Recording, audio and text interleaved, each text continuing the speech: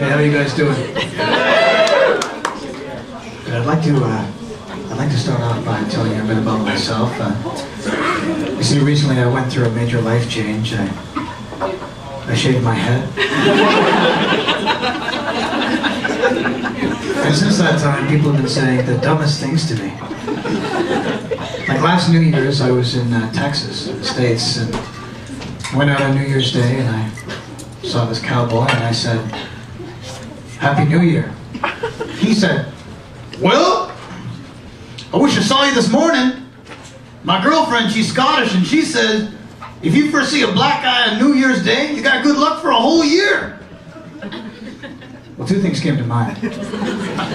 Number one, there must not be a lot of black people in Scotland.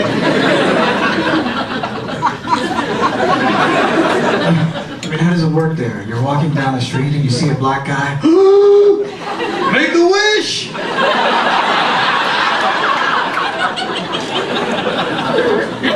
And the second thing I thought is maybe I shouldn't tell this guy I'm really East Indian.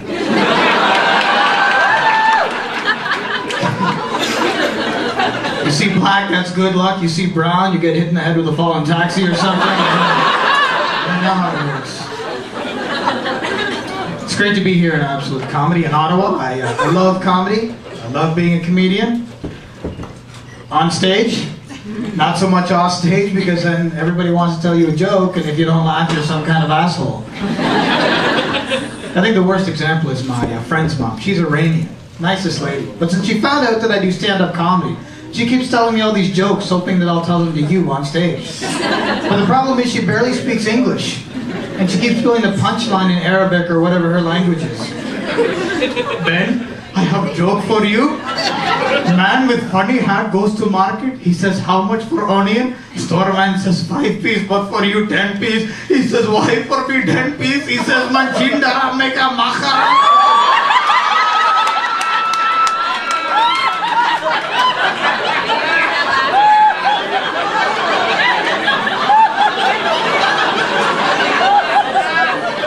So now I'm telling you.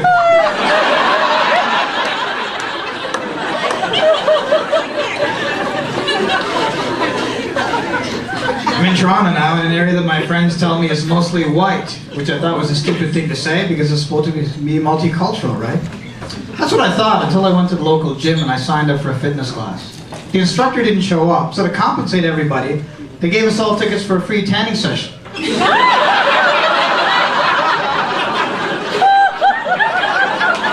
I'm like, hello?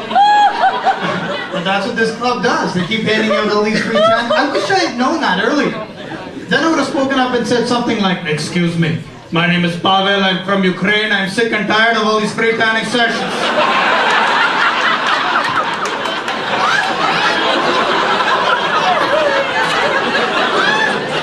I know, that is the brownest Ukrainian accent you've ever heard.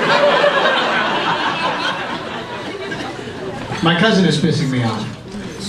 He recently immigrated from India, and he's asking me all these mind-numbing questions. I guess it's my fault because I said, "You know what, man? You're an immigrant here, just like my dad was. Ask me any question. I'll be happy to help you out." So I took him for his first Dairy Queen ice cream cone. You know the paper at the bottom of the cone? He says, "Ben, can I eat past this point?"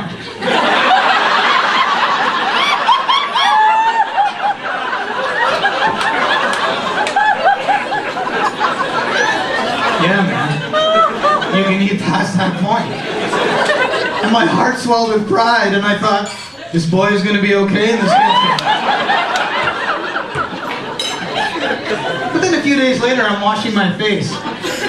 He happens to be standing nearby, and he says, "Ben, how do you know when to stop washing your face?" I said, "What are you talking about, man?" "With your shaved head, how do you know when your face stops and your head starts?"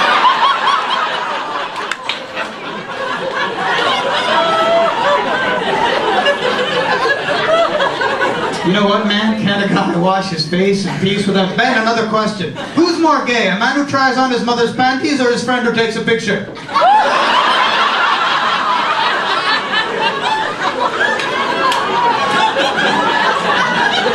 Oh man, that's a hard one. But these immigrants, they bring a fresh perspective, don't they? Well, folks, I was actually born and raised in a town called Parry Sound, if you guys know where that is. If you don't, that's okay. It's that small town south of Sudbury, just west, of India. My mom was really worried about me growing up in a small white town like that. Every day I'd come home from grade school, she'd say, "Benny, how was your day?" And it was always, "I see white people."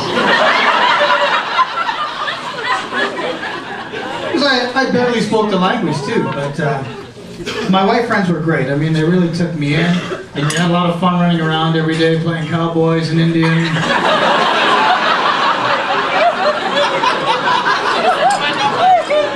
Those were magical times. And I guess because most of the friends that I grew up with were white, they felt they had license to ask me these retard questions. "Man, do you tan?" Well, unlike you white folk that rely on the power of the sun, I simply retreat to a dark room and absorb all the blackness. Indeed, that is the source of all my power. And the stupid question just never stopped. Like, I'll never forget a friend of mine came to my high school. His name is Hutch, and he was black. I say that because in a high school of 1,200 students, I was one of the only minority kids there. So the day that Hutch walked in, it was like an event. And I remember standing in the hall talking to all my friends who were white at the time, and we were, okay, well, they're still white. They went through that M&M phase. Anyway.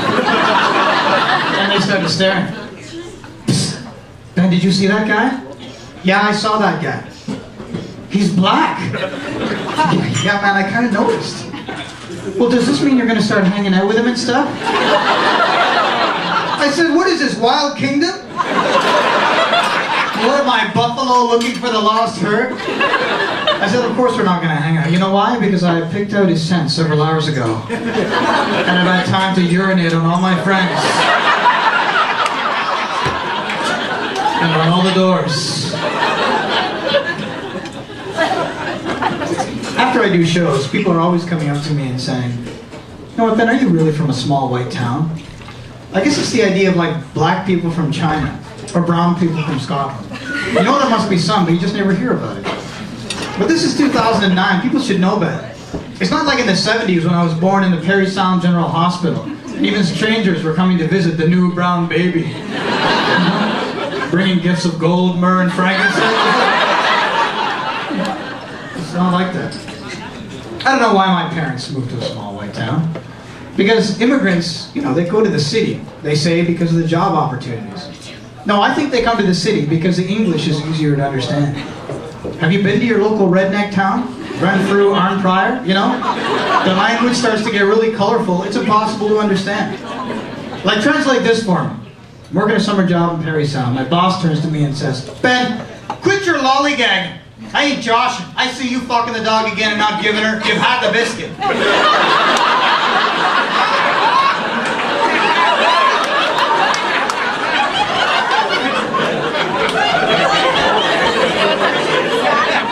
You think I'm having sex with animals? What are you saying?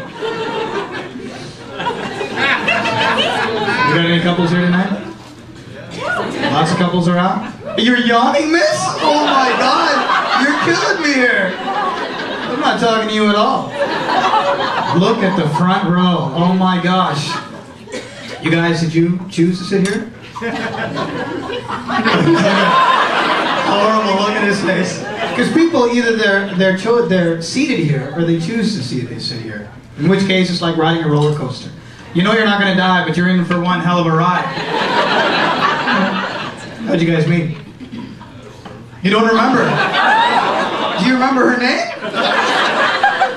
That's a start. It's nice to see you here. I have a soft spot for that kind of thing because I had to leave Parry Sound to meet women because my dad was making it difficult. I mean, girls would call me up, but anybody here of the kind of father that when the phone rings, you pick it up and 20 seconds later he has to answer it? Hey, Seema. Thanks for calling. Baby, I miss you too. This is my seductive voice. Baby, I miss you too. This weekend? Oh, tonight? Oh, you know. Hello? Dad, I got it. Hello, who is this? Dad, would you please get off the... this right now. Dad, it's your son, Ben. Benny, it's midnight. Come home, come home right now.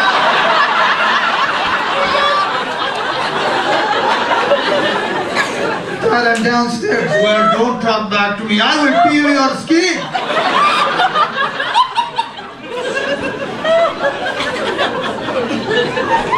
You know, I'm with the girl now. There is a happy ending, but there was an awkward moment when I met her father. You know, guys, that is like a nervous moment. Both of our parents are from the same area in India, except her family comes from a long line of doctors, lawyers, professors, that kind of thing.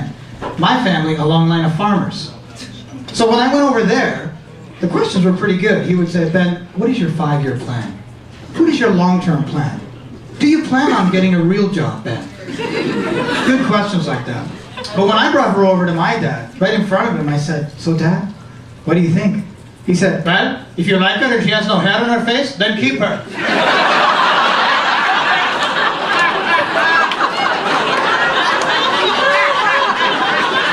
I'm like, Dad, she's not a goat. You can't milk her. Embarrassing.